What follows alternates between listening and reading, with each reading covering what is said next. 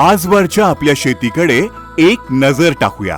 बहुतेक क्षेत्र गहन म्हणजेच इंटेन्सिव्ह मोनोकल्चर अंतर्गत आहे।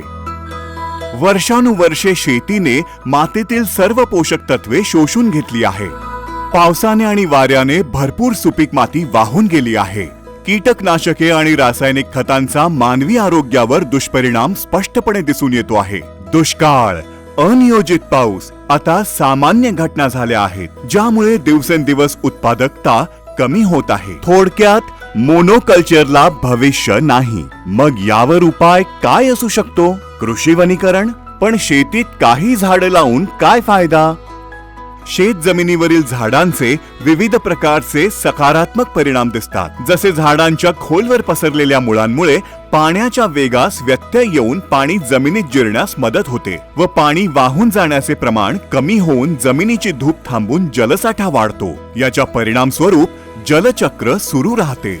झाडे खोल थरांमधून पोषक तत्वे घेतात, ज्यापर्यंत पारंपरिक पिकांना पोहोचता येत नाही। तसेच ही झाडं भूजलापर्यंत होणारी खतांची गळती सुद्धा रोखतात। झाडांच्या पानांची जी गळती होते त्याने माती अधिक सुपीक होते। काही झाडं नायट्रोजनचे प्रमाण देखील राखतात, ज्यामुळे खतांचा वापर कमी होतो। ही झडलेली पानं पाळीव प्राण्यांचा चारा म्हणूनही उपयोगी ठरतात। या झाडांमुळे वाऱ्याची अडवणूक होऊन तापमानात घट होते, ज्यामुळे बाष्पीभवनात देखील घट होते आणि या झाडांपासून मिळणाऱ्या सावलीमुळे हे प्राण्यांसाठीही अतिशय उत्तम आश्रयस्थान बनते। या झाडांमुळे जैवविविधता टिकून राहते, तसेच वृद्धिंगत देखील होते। यामुळे सुरवंट तसेच इतर कीटक खाणाऱ्या पक्ष्यांच्या संख्येत वाढ तर होतेच, सोबतच परागण करणाऱ्या मधमाशांची संख्या देखील वाढते, ज्यांनी पिकांची वृद्धी होते। आपण जर कृषी वनीकरणाची पद्धत अवलंबली तर रोग आणि कीटकांच्या घटना देखील कमी होतात। चारा, फळं,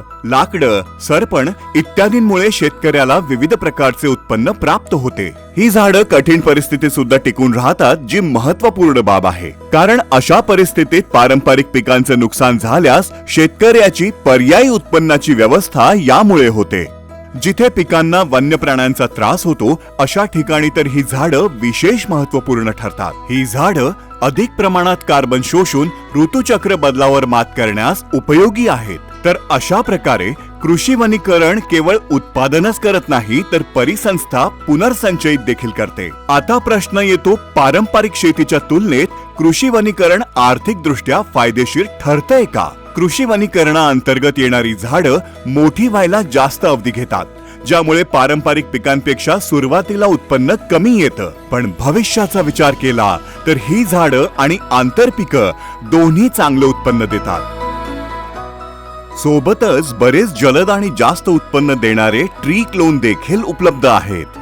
शेतकरी देखील आता 2 ते 3 वर्षांच्या रोपांची लागवड करीत आहेत, ज्याने प्रतीक्षा कालावधी कमी होऊन जलद उत्पन्न घेण्यास मदत होते। थोडक्यात काय तर कृषी वनीकरण हे शेतकऱ्यांच्या सर्व समस्यांचे समाधान आहे असं नाही, पण ही एक सुरुवात आहे शाश्वत शेतीची।